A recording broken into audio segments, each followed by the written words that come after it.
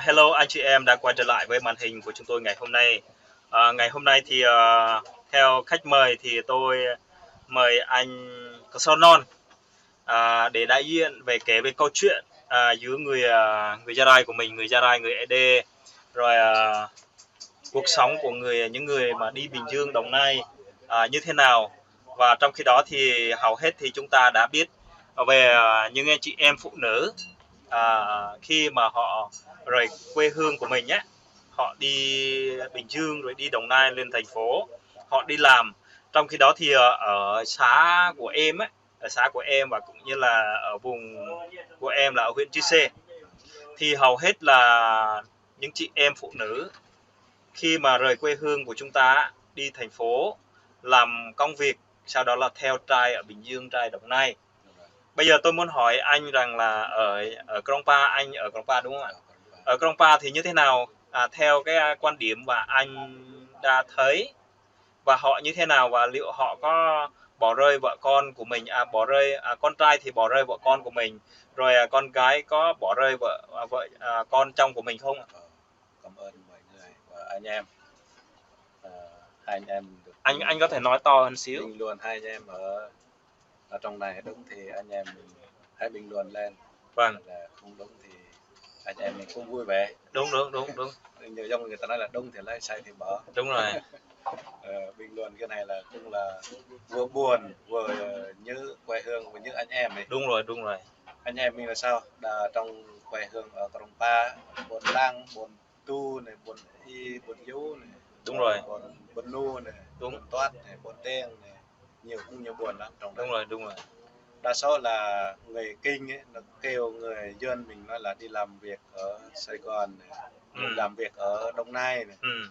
Đa số dòng họ của mình thì cũng là đa số là bỏ chồng. Bỏ chồng là lấy vợ, lấy chồng người Kinh. Đó là không phải là nó tự bỏ, người Kinh là ru dỗ kêu đi, rồi bắt đầu nó lừa, nó nói này nói nọ nói kia, là cũng có, là cũng dòng họ bên San Non luôn. Thế Rồi là anh em thì dòng họ ở trong làng thì cũng có, đa số là đi bên nó nói là đi làm việc ở bên Rap Xê Út.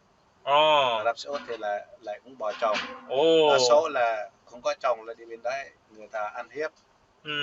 Rồi những người ở Ede là cũng như là Siêu Xuân thì ở Rap Xê Út cũng đã bị đánh đập, là giết, là chết. Vậy hả? Cũng là thôi, vậy là nói vậy là thời xưa là dòng họ anh em mình không có đi ở nơi này nơi kia, không có đi làm Bình Dương, Đông Nai, Bình Phước, Sài Gòn hay là ở Rạp Xê Út gì đấy. Nhưng mà có cái thời mà tới đến bây giờ là có cái thời cộng sản. Nó nói là anh em mình thì là nó nói là người che rẽ đoàn kết, che rẽ phá rối an ninh, là đối với anh em mình là không có. Mà từ cái thời mà có người Kinh xuống ở đấy, nó nói là đi vào đó là để xây dựng cho người dân đồng bào, người thiểu số, nó nói. Thực tế là không có, đi là phá rối, chính là người Kinh phá rối, chính là người Kinh là giết người cướp của. Ok. Ở đây là em muốn hỏi rằng là hầu hết là anh chị em của anh ấy, ví dụ là về cái vấn đề phụ nữ ấy, thì đi ra Bình Dương, đi ra Đồng Nai, đi ra Sài Gòn đúng không ạ? Thì bỏ chồng hết đúng không ạ? Bỏ chồng hết. Vậy là theo anh, theo quan điểm của anh thì anh đã chứng kiến và theo kinh nghiệm của anh đã thấy thì khoảng bao nhiêu phần trăm bỏ vợ bỏ chồng đi Bình Dương, Đồng Nai ạ? Cũng đa số là vẫn còn vợ, còn chồng. Vâng. Mà đa số là bỏ chồng, bỏ vợ. Bỏ chồng bỏ vợ luôn hả? Bỏ vợ. Bởi vì bỏ vợ thì giờ thấy vợ là người Kinh đã bị lừa. Người chồng thì không chịu được thì bỏ. Vợ thì cũng vậy, thấy chồng đi con gái khác là cũng có, là vợ bực thì vợ bỏ. Cuối cùng là một người đi một nơi. Đấy, lại quê hương mình thì nó đi làm, là quê hương mình cũng có đất đai mình cũng hết. Đó là đã bị lừa trong từ nhà rồi, bị lừa đó là. Và đó thì người ta để cho phá gia đình mình, để phá cái đất đai, phá cuộc sống của mình, phá cái hạnh phúc của mình. Đúng. Là chính người có cái thời này mới có. Nhưng mà cái thời xưa anh em mình là đi làng này đi làng kia, đi chơi buôn này đi chơi buôn nọ, là hồi xưa là mình không có xe đạp, không có xe máy. Mình có con ngựa thôi, hồi xưa á, thế mình hả? chỉ có con ngựa, mình đi bằng con ngựa thôi. Ừm. Đến lúc mình thấy hồi xưa á, đi con ngựa là làng nào mình thấy là cũng có con ngựa nhiều. Thế tới cái thời bây giờ mà có cái thời người Việt ở Trong buôn trong buôn, trong làng, trong đất nước của mình thì bây giờ đi bằng gì? con thú, con gì là cũng mất hết. Vậy là Nói mất đến hết đi hả? gọi là con ngựa này, con động vật này, con cá, con gì cày cúa lên này, núi đồi mình cũng hết.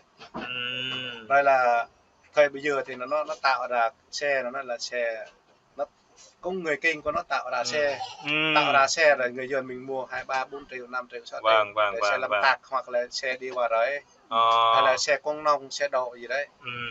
30 triệu, 40 triệu, người dân mình có tiền cái tầng đấy thôi, mua để chờ nước, chờ đồ, chờ vợ con đi vào đấy. Giao thông nó đứng, nó chắn đường, nó bắt. Đây nó nói là đấy, nó nói là chắn đường giết người cướp của là ai đó, đây là Chính Cộng sản tạo ra. Thế là anh nói là ý của anh nói là về bên hiện tại bên Việt Nam hả? Luật giao thông thì nói chung là căng quá đúng không ạ? Căng lắm. Căng và vừa Kiểm căng. lâm cũng vậy. Nó nói là Kiểm lâm là nó nói là dừa rừng. Dừa rừng thì ở chỗ nhà Kiểm lâm phải gỗ to chứ, rừng còn chứ, thú vẫn còn chứ. Thế hả? Tại sao là ở chỗ Kiểm lâm mà là cày cũng hết, núi cũng hết. Thế hả? Đấy, dư rừng cho nào. Là thấy người dân thì chờ thì bắt. Thấy người Kinh nó chờ củi, chờ cơi, cắt cơi rồi nó lập củi. Củi thì cũng củi tự đo ra, cũng tự cơi. Đấy, nó nói là người Kinh của nó tạo là ra cái lò thuốc, mấy trăm cái lò thuốc, mấy nghìn cái lò thuốc, đốt cơi, đốt hết rừng núi của mình. Thì nó Chào anh em 4 người đang xem. Có cái gì thì vào comment xíu và bình luận để anh em chia sẻ. Mình nói tiếng Việt không giỏi mấy anh em nha, thông cảm. Thì thông cảm.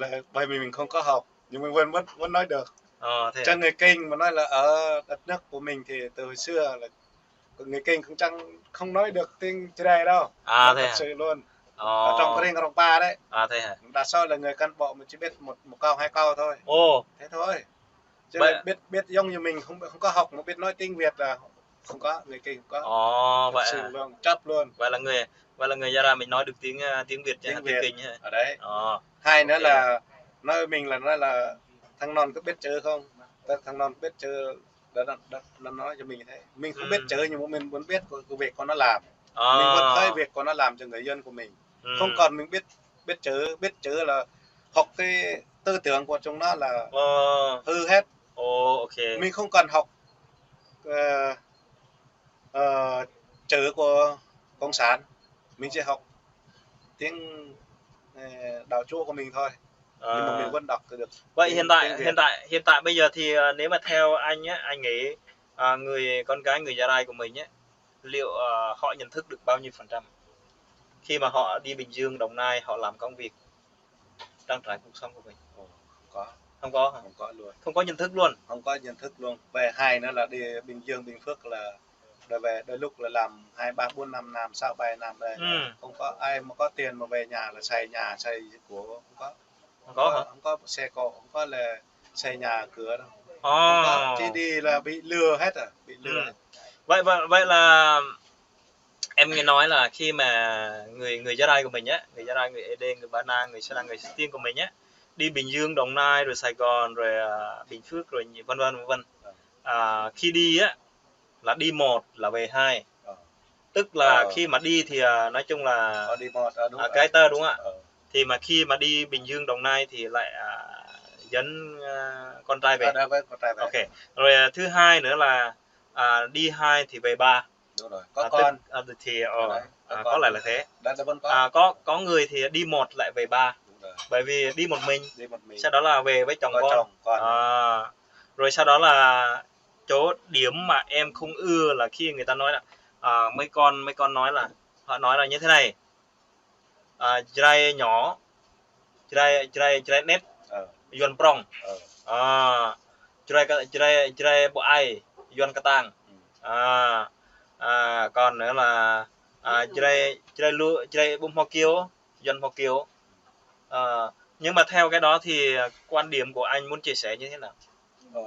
Đối với tôi là cái đó là cái người Kinh chứ phân biệt thôi. Thế à? Nếu mà nói người Kinh biết kiểu thì tại sao lại đi giết người đồng bào mình, Không phải, đi giết dần. cái này Để mình bình luận cái đó. Nó nói là tại sao dân tộc để còn nhiều thế? Đó nó nói đây. Đấy, tại sao người dân tộc đẻ còn nhiều, đẻ một đứa hai đứa thôi. Đó, người Kinh nói đấy. Tại sao lại người Kinh đã nói như vậy? Tại sao là người dân tộc mình là nó không biết kiểu? Đó, tại sao lại người Kinh đi đối xử với người dân mình là nói là dân tộc không biết kiểu, người Kinh mới biết kiểu. Tại sao mà lại nói là dân tộc mình đẻ con nhiều? Đó là chỉ người Kinh nói để mà cho mình không có tương lai, không có giống như cái mình nói là không ta thấy trinh thâm mọn là người đủ tăng tăng mình nhạc bài là chẳng phạ bài ta đâu có chẳng là gì đây chẳng mình mất gốc đó nó như thế đấy. Ok, anh em ngày hôm nay thì mình rất vui rồi gặp anh Cosonon và cùng các bạn đã quan tâm và theo dõi. Rồi có cái gì thì mình xin chia sẻ cái video khác. Rồi trong tương lai nếu các bạn cảm thấy muốn nghe thì xin hãy like cho mình một cái, sau đó là share cái video này cho mọi người để nhận thức và học hỏi lẫn nhau nhá. Rồi cảm ơn mọi người đã quan tâm và theo dõi. Xin kính chào và hẹn gặp lại.